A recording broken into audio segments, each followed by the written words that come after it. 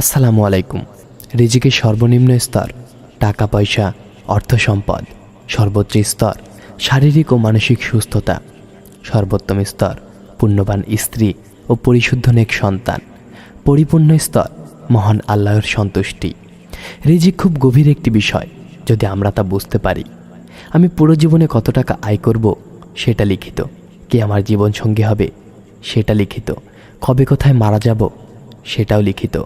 আশ্চর্যের ব্যাপার হচ্ছে আমি কতগুলো দানা ভাত দুনিয়াতে খেয়ে তারপর মারা যাব সেটাও লিখিত।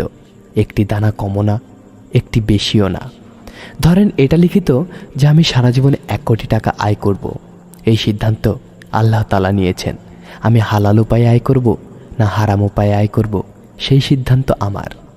যদি ধৈর্য ধারণ করি, আল্লাহ তাআলার কাছে চাই, তাহলে হালাল উপায়ে ওই 1 কোটি টাকা আয় করেই আমি মারা যাব।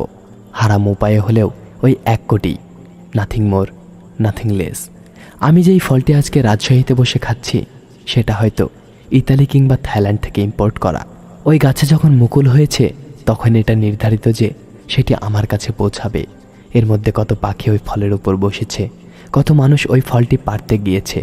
দোকানে অনেকেই ওই ফলটি নেড়ে চেড়ে রেখে গেছে, পছন্দ হয়নি বা কিনেনি। এইসব ঘটনার কারণ একটাই, ফলটি আমার রিজিকে লিখিত। যতক্ষণ না আমি কিনতে যাচ্ছি ততক্ষণ সেটা ওখানেই থাকবে।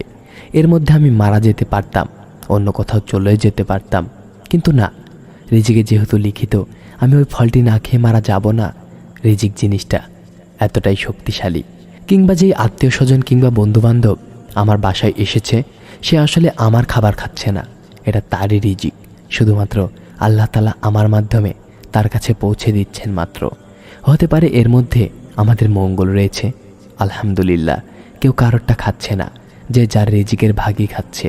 আমরা হালাল না হারাম উপায়ে খাচ্ছি সেটা নির্ভর করছে আমি আল্লাহ তাআলার উপর কতটুকু তাওয়াক্কাল আছি, কতটুকু ভরসা করে আছি।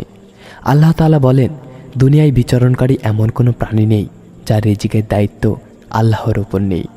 তাদের স্থায়ী এবং অস্থায়ী অবস্থানস্থল সম্পর্কে তিনি অবহিত। সব কিছুই একটি সুস্পষ্ট কিতাবে লেখা আছে। সূরা হুদ আয়াত 6। যে আল্লাহকে ভয় করে, আল্লাহ তার জন্য কোনো না কোনো পথ বের করে দেবেন, আর তাকে এমন কোনো উৎস থেকে রিজিক দেবেন যা সে ধারণাও করতে পারবে না। সূরা তালাক আয়াত 2-3। আল্লাহ তাআলা আমাদের সঠিক পথ ও রিজিকের তৌফিক দান করুন, আমিন।